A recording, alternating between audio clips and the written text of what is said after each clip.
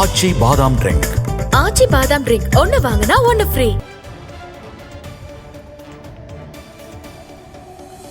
சற்று முன்பு கிடைத்துள்ள முக்கிய செய்தி, ஆர்சிபி அணியின் வெற்றி பேரணியில் 11 பேர் உயிரிழந்த விவகாரம் தொடர்பாக, இந்த வழக்கு தொடர்பாக ஆர்சிபி நிர்வாக மார்க்கெட்டிங் தலைவர் உள்ளிட்ட 4 பேர் கைது செய்யப்பட்டிருக்கிறார்கள்.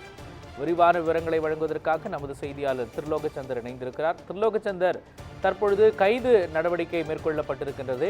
கைது செய்யப்பட்டவர்களின் விவரங்களை நீங்க பதிவு பண்ணலாம். பெங்களூரு சின்னசாமி மைதானத்தில் நேற்று முன்தினம் நடந்த ஆர்சிபி அணியினுடைய வெற்றி கொண்டாட்டத்தின் போது கூட்ட நெரிசல் சிக்கி 11 பேர் பலியானார்கள். கிட்டத்தட்ட 47 பேர் காயமடைந்தார்கள். இந்த சம்பவம் நாடு முழுவதும் பெரும் அதிர்வலைகளை ஏற்படுத்தியுள்ளது என சொல்லலாம். இதற்கு கர்நாடகா காவல்துறை மீது ஒரு பக்கம் குற்றச்சாட்டு சொல்லப்படுகிறது. அதே சமயம் கர்நாடக அரசு மீதும் பல்வேறு குற்றச்சாட்டு இருந்து வருகிறது. இது தொடர்பாக கடுமையான விமர்சனங்களை முன்வைத்து வருகிறார்கள். இந்த நிலையில் இந்த சம்பவம் தொடர்பாக 4 பேர் செய்யப்பட்டுள்ளார்கள். மேலும் இந்த சம்பவம் குறித்து கர்நாடக உயர்நீதிமன்றம் தானாக முன்வந்து வழக்கை விசாரணைக்கு எடுத்துக் கொண்டுள்ளது. அது மட்டும் இல்லாமல் ஓய்வு பெற்ற நீதிபதி மைக்கேல் டி குன்கா தலைமையில் நீதி விசாரணைக்கு உத்தரவிடப்பட்டிருக்கிறது. மேலும் 15 நாட்களில் இந்த விசாரணை அறிக்கை சமர்ப்பிக்கவும் முதல்வர் உத்தரவிட்டிருக்கிறார்.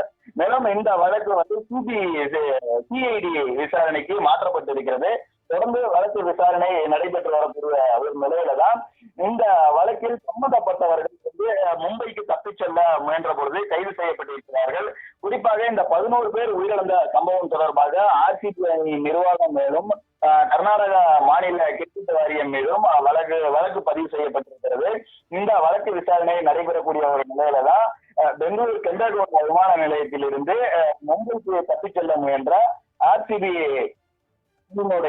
விளம்பர மேலாளராக இருக்கக்கூடிய நிக்கில் சோசலே, அதே போல இந்த நிகழ்ச்சியை ஏற்பாடு செய்திருந்த, அதாவது விளம்பரப்படுத்தக்கூடிய டிஎன்ஏ என்டர்டைன்மெண்ட் என்ற ஒரு நிறுவனத்தினுடைய சுனில் மேத்யூ உள்ளிட்டோர் கைது செய்யப்பட்டிருக்கிறார்கள்.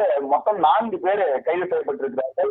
இவர்கள் பெங்களூரிலிருந்து மும்பை தப்பிச் செல்ல முயன்றதாக கூறப்படுகிறது. அது மட்டுமில்லாமல் இந்த வழக்கு தொடர்பாக கர்நாடக கிரிக்கெட் வாரியத்தினுடைய செயலாளர் மற்றும் அவருடைய பொருளாளர் இருவரும் தலைமறைவாக இருப்பதாக கூறப்படுகிறது. தொடர்ந்து இந்த விசாரணையானது நடைபெறக்கூடிய சூழலில் இதற்கு இந்த ஆர்சிபி நிர்வாகத்தின் மீதும் கர்நாடக கிரிக்கெட் வாரியத்தின் மீதும் மேலும் இந்த விளம்பரப்படுத்தக்கூடிய டிஎன்ஏ என்டர்டைன்மெண்ட் நிறுவனத்தின் மீதும் வழக்கு பதிவு செய்யப்பட்டிருக்கிறது. அதற்கான முக்கிய காரணங்களாக கூறப்படுவது என்னவென்று, இந்த பொழுதுபோக்கு, அதாவது இந்த வெற்றி கொண்டாட்ட நிகழ்ச்சிக்கான அனுமதியை காவல்துறையிடம் ஆர்சிபி நிர்வாகம் கோரியுள்ளது. இந்த நிகழ்ச்சியை ஒருங்கிணைக்கிறது டிஎன்ஏ என்டர்டைன்மெண்ட் நிறுவனமும். அந்த நிறுவனத்தின் மூலமாக இந்த ஆர்சிபி நிர்வாகத்தினுடைய மேலாளர் இந்த நிகழ்ச்சியை கண்காணித்து வந்திருக்கிறார். அவர்கள் தரப்பில் பெங்களூரு காவல்துறையிடம் இந்த நிகழ்ச்சிக்கான அனுமதி கோரப்பட்ட நிலையில் பாதுகாப்பு காரணம் குறித்து அனுமதி மறுக்கப்பட்டிருக்கிறது. ஆனால் அந்த அனுமதி கோருவதற்கு முன்னதாகவே ஆர்சிபி நிர்வாகம் தனது சமூக வலைதள பக்கத்தில் வெற்றி கொண்டாட்டம் உள்ள அறிவிப்பை அறிவித்திருக்கிறார்கள். அது மட்டும் இல்லாமல் சின்னசாமி மைதானத்தினுடைய வழி 9 மற்றும் 10 ஆகிய வழிகளில் 1 மணிக்கு இலவச டிக்கெட் வழங்கப்படுவதாகவும் அறிவித்திருக்கிறார்கள். அதனை தொடர்ந்து இந்த கூட்டங்கள் அதிகமான பின்பு அங்கு இருக்கக்கூடிய 25 கதவுகளில் வெறும் 3 கதவுகள் மட்டுமே திறக்கப்பட்டிருக்கிறது. அதாவது 22 கதவுகளில் 3 கதவுகள் மட்டுமே திறக்கப்பட்டிருக்கிறது. கதவு எண் 19, 20, 22 3 கதவுகள் மட்டுமே திறக்கப்பட்டிருக்கிறது. மற்ற கதவுகள் எல்லாம் திறக்கப்படவில்லை. இதனால் கிட்டத்தட்ட ஒரு 50,000 பேர் ஸ்டேடியத்துக்குள் சென்று விட்டார்கள். சின்னசாமி மைதானத்தை பொறுத்தவரையில் 35,000 பேர் அங்கு அமரக்கூடிய ஒரு வசதி இருக்கிறது. ஆனால் 50,000 பேர் மைதானத்திற்குள் சென்று விட்டார்கள். திறக்கப்பட்ட 3 கதவுகளும் அடைக்கப்பட்டுள்ளது. இதனால் கிட்டத்தட்ட 1.5 லட்சம் பேர் மைதானத்தை சுற்றி அங்கு திரண்டதால் அங்கு மிகப்பெரிய கூட்ட நெரிசல் ஏற்பட்டது. இந்த கூட்ட நெரிசலில் சிக்கிதான் 5 பெண்கள் 6 ஆண்கள் உட்பட 11 பேர் பலியானார்கள். 47 பேர் படுகாயமடைந்தார்கள். இந்த நிலையில தான் இந்த சம்பவம் தொடர்பாக ஆர்சிபி நிர்வாகத்தின் மீதும் டிஎன்ஏ என்டர்டைன்மெண்ட் மீதும் கர்நாடக கிரிக்கெட் வாரியத்தின் மீதும் வழக்கு பதிவு செய்யப்பட்டிருக்கிறது.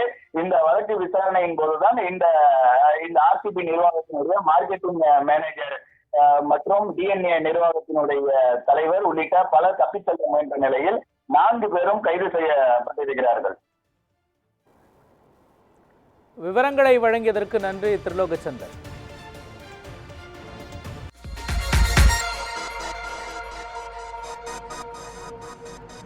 நன்றி.